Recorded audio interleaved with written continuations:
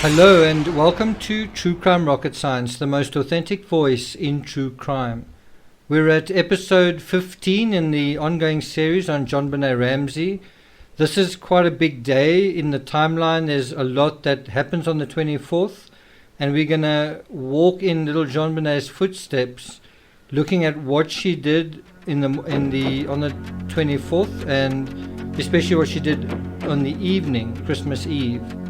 So we're going to go through that on Christmas Eve. I have actually left a special True Crime Rocket Science message for you guys, but it's on the previous episode, especially towards the end of that episode. So I'm not going to do that again. I'm not going to do it in this episode. So let's get started with this episode of the 24th of December 1996, 24 years ago today. Once again, if you haven't subscribed, please do like, share, leave a comment. And let's get started.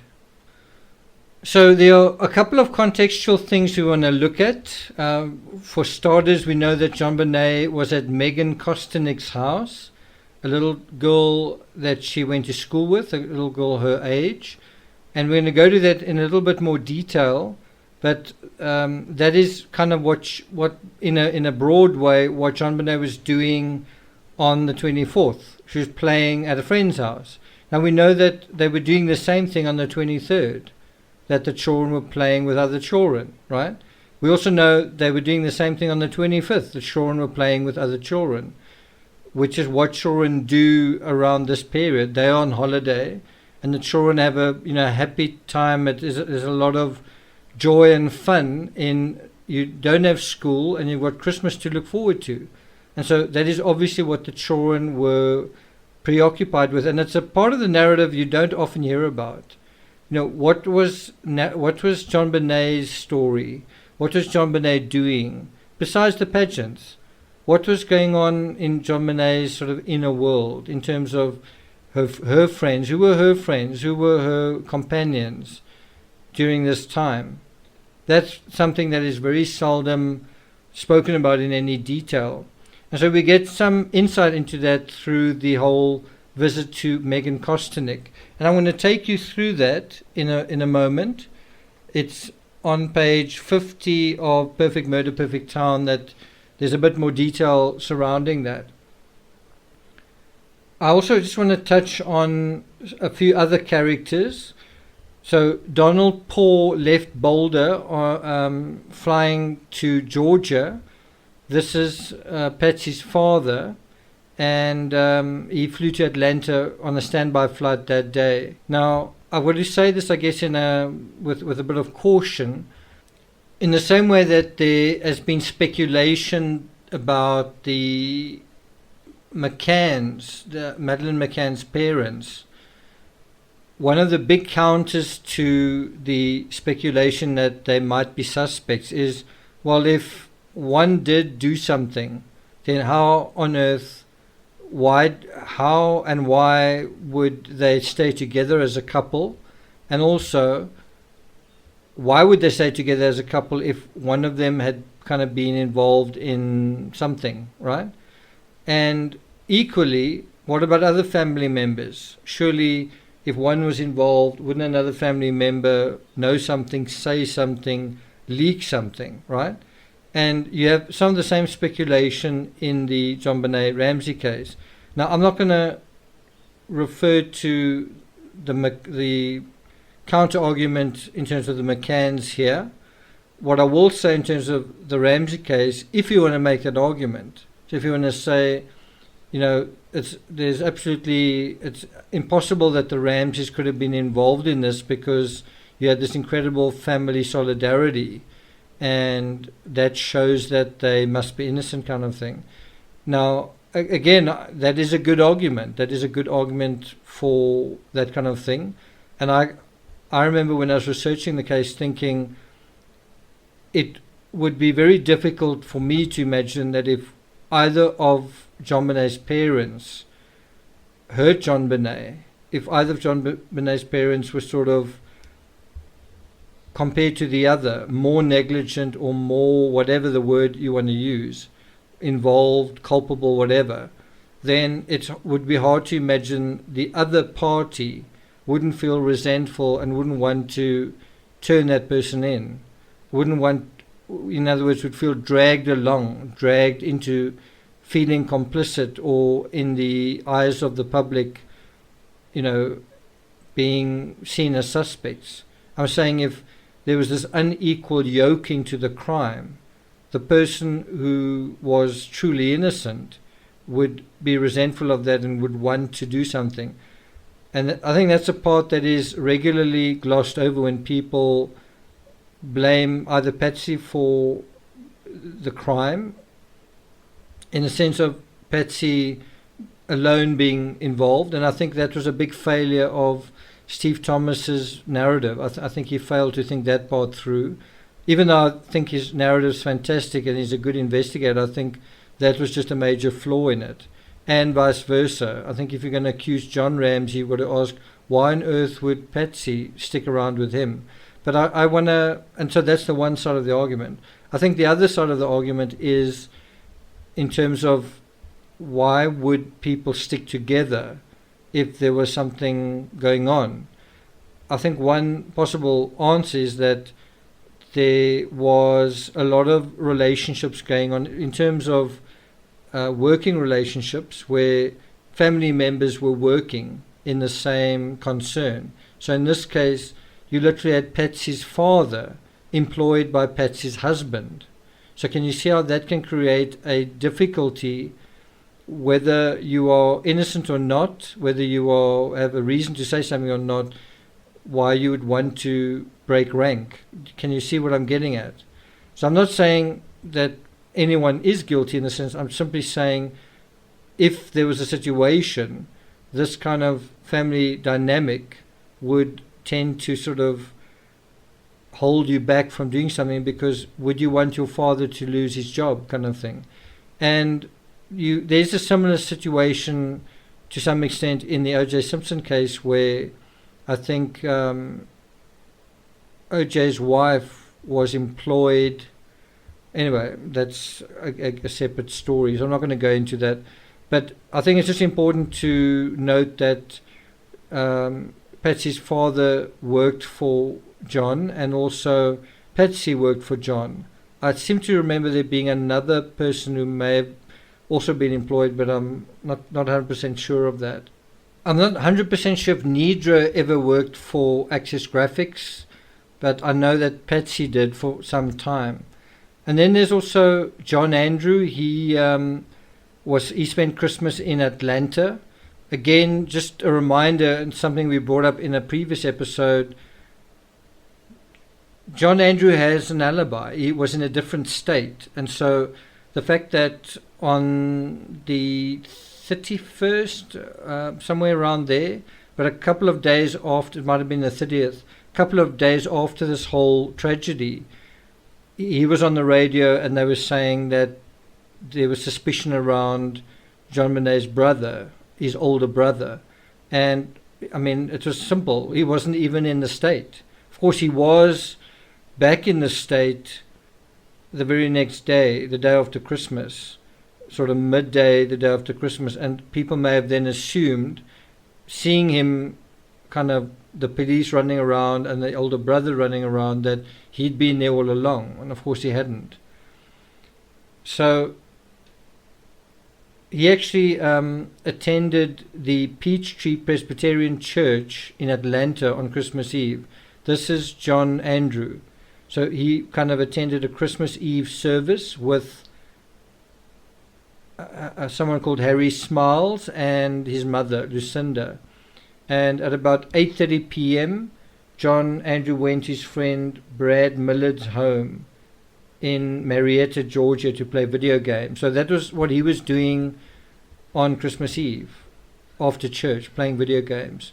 Then an hour after that, he went to catch a 10:30 show, in other words, a movie, at the Town and Country Movie Theatres in Marietta with another friend, Chris Stanley. So these are kind of his alibis. So it's Brad Millard, Chris Stanley, his mother, and Harry Smile. So quite a few people there. And potentially the entire congregation of the Peachtree Presbyterian Church. And now we look at JonBenet's other sibling, Melinda Ramsey. What was she doing on Christmas Eve in Atlanta? Okay, well, that is where she was. She was in Atlanta, like her brother. She was working at a hospital, so she was working that night in Marietta, Georgia. She finished her shift at about 7 o'clock in the morning on Christmas Day, so it was obviously a night shift.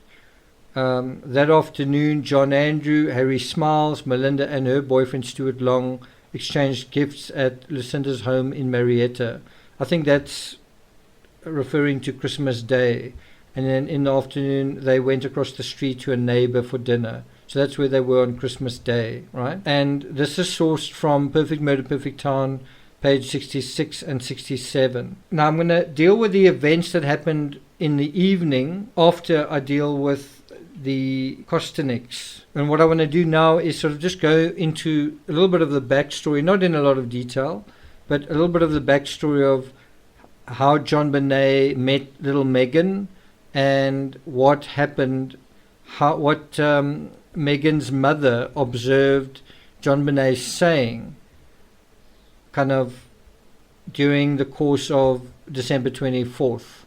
It's kind of quite a big deal. Now, once again, the A Candy Rose timeline's pretty good. It's adequate, but you kind of need to dig a little bit further to get to some of the implications of what's being spoken about.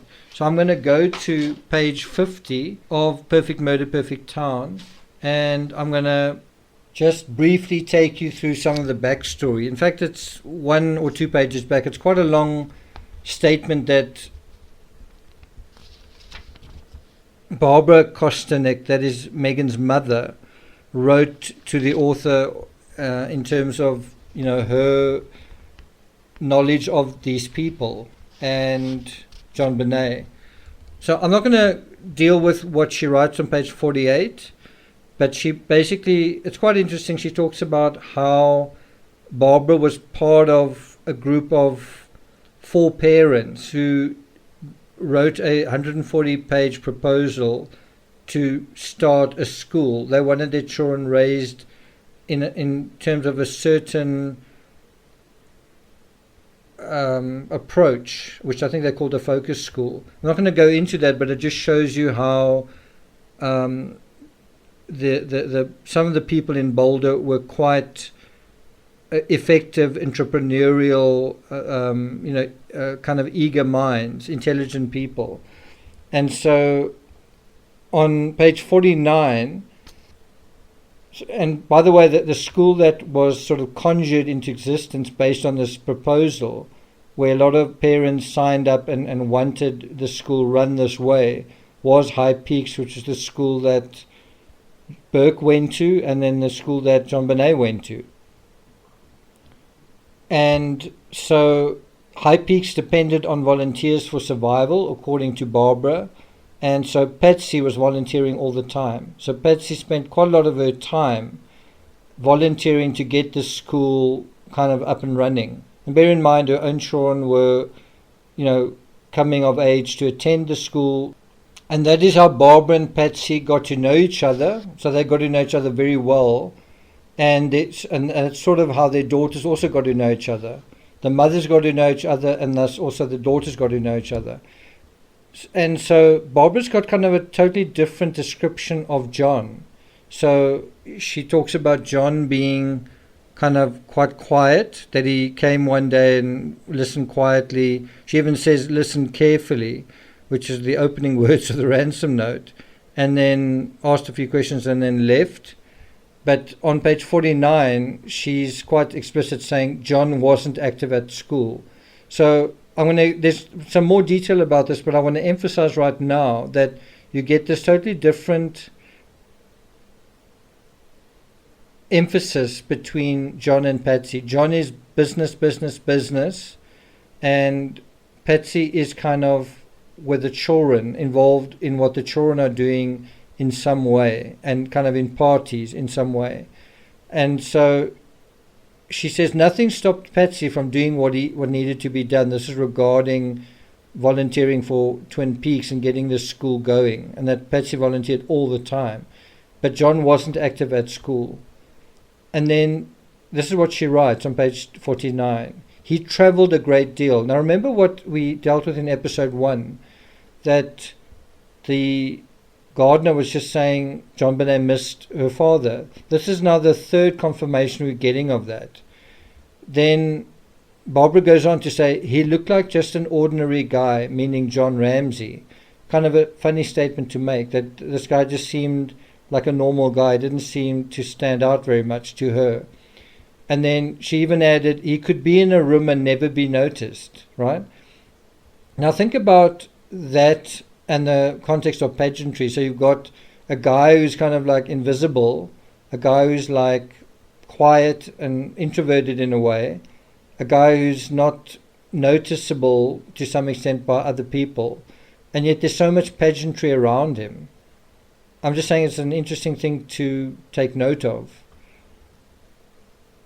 I mean, he lived, after all, in the house. So you would imagine that he went along with the pageantry inside the house. I'm talking about the Christmas tree decorations. You would imagine that he liked that.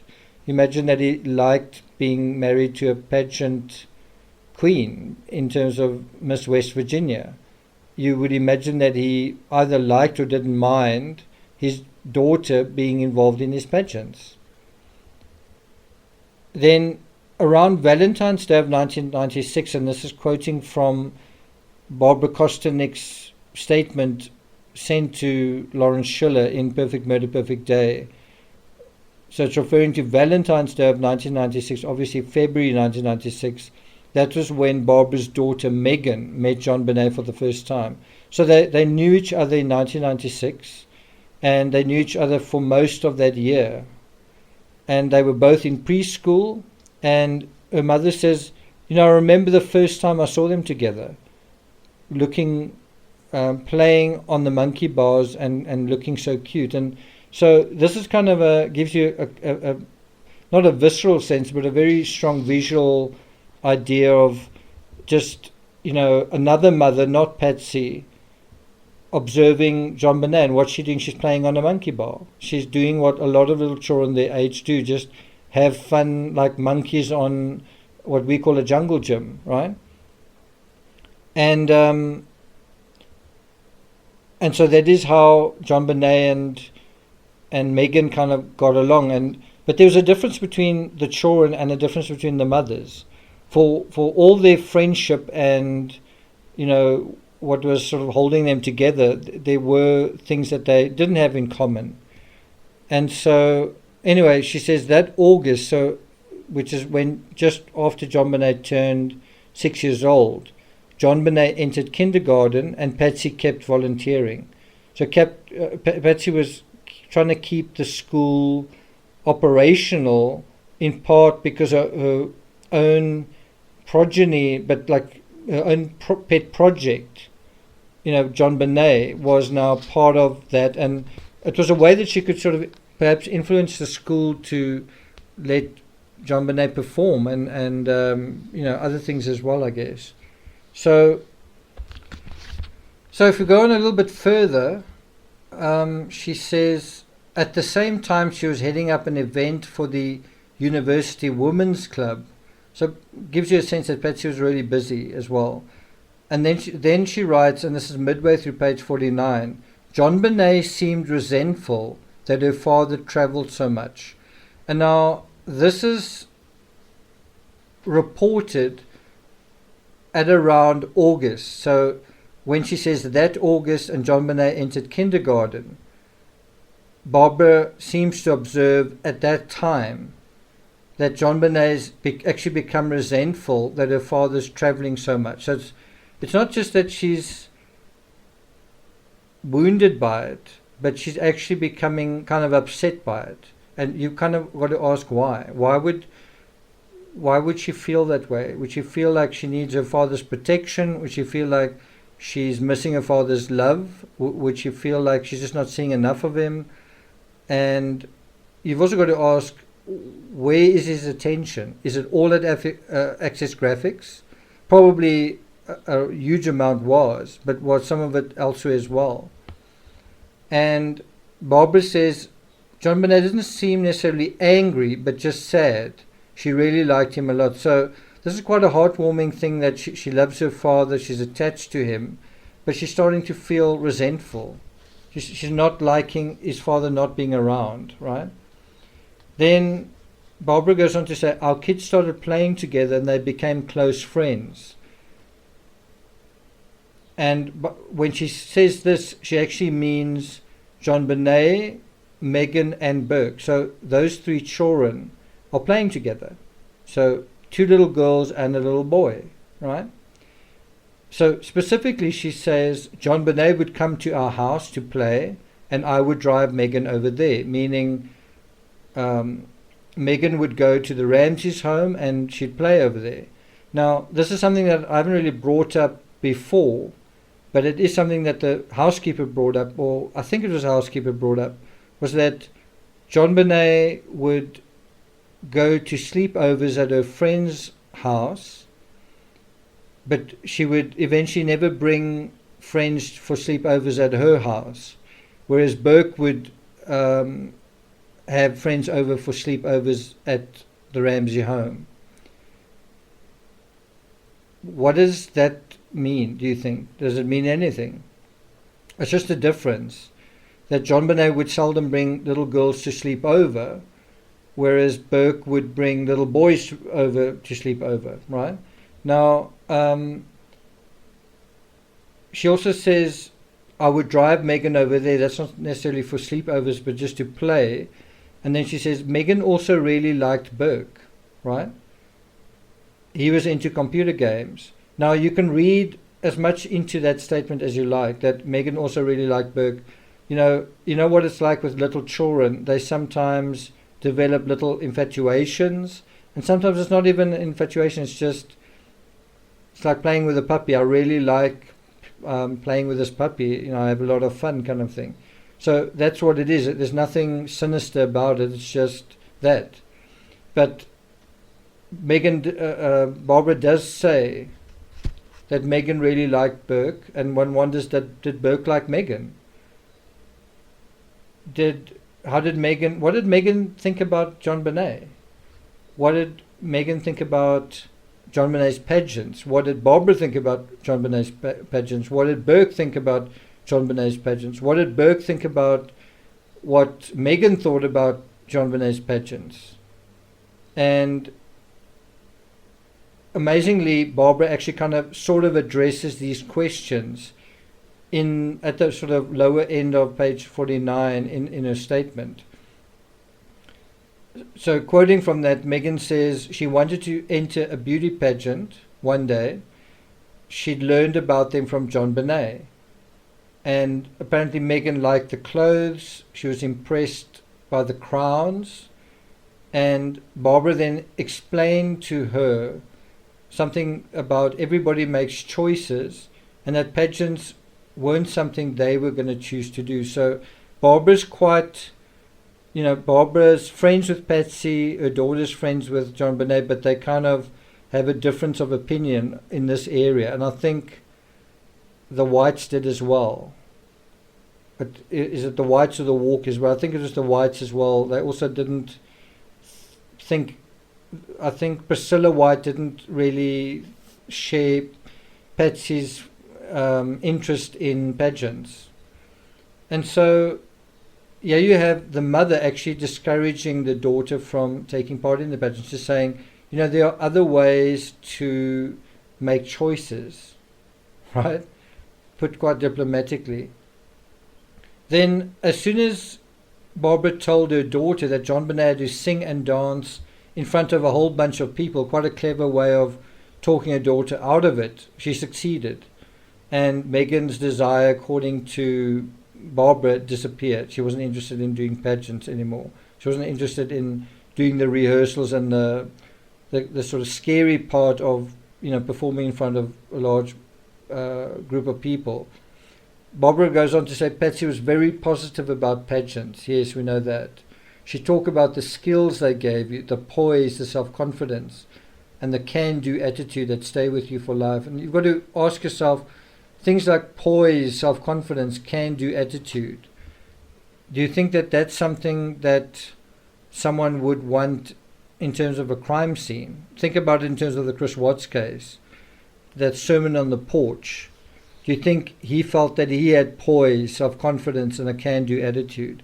And you might say that all those Thrive videos, which he wasn't necessarily a star in those videos, but you might say that he thought that he had a little bit of poise and certainly self-confidence of late, and a kind of a can-do attitude in terms of what he thought he could do at that stage of his life, what he wanted, put it that way.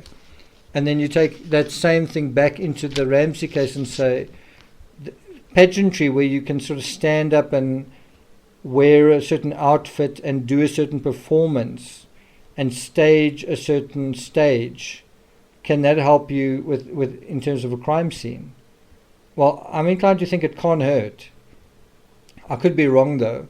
So now we're on page 50, and they talk about the Ramseys living a very lavish life, not just lavish life, very lavish life. They went to the Olympics, Barbara writes. They took vacations in Michigan and traveled all over. And we certainly get that impression when you go through the timeline. They're all over the place. They're in New York, they're in Michigan, they're everywhere. And I mean, right after Christmas, they're going somewhere again, right? They were supposed to go somewhere. The day before Christmas, so this is the part that's really interesting, JonBenet was at our house playing with Megan. So that is where she spent December 24th. Unfortunately, she doesn't say whether it's morning or afternoon, but I think we can safely assume that it was likely afternoon, just because it was the day after that big Christmas party, and adults tend to be, a bit slow to rise. So, but it is interesting that she went to Megan by herself. Burke didn't go along, and I don't know if there were other children there. Oh, maybe there were other children there. It's not really specified. She says the kids were talking about Santa, getting all excited. Now, when she says the kids, I don't know if it means more than Megan and JonBenet. I suppose it could. And then, because of this, Barbara asked JonBenet if she had visited Santa Claus yet. And this part is part of the mythology of the JonBenet Ramsey case. She said, "Oh, Santa was at our Christmas party the other night," meaning the previous night. Megan had seen Santa at the Pearl Street Mall, so we talked about that. And then JonBenet said, "Santa Claus promised me that he would make a secret visit after Christmas." And Barbara was confused. She writes, I thought she was confused. I thought JonBenet was confused. She says, "Christmas is tonight," meaning Christmas Eve. I told her Christmas is tonight and Santa will be coming tonight. And JonBenet insisted, no. He said this would be after Christmas and it's a secret. And that is where the message terminates. And that's also where I'm going to stop the preview for the folks on YouTube. Guys, thanks a lot for listening. If you want to get the rest of this episode, and there's still a lot to deal with in terms of the night, Christmas Eve, what happened on the night, and why was JonBenet miffed on December 24th. So if you want to get that, please join Patreon. Just click on the link in the description. And otherwise, I hope you guys have a great Christmas. Thank you for listening, and I'll speak to you guys again tomorrow on Christmas Day. Okay, so now we are dealing with this strange kind of cryptic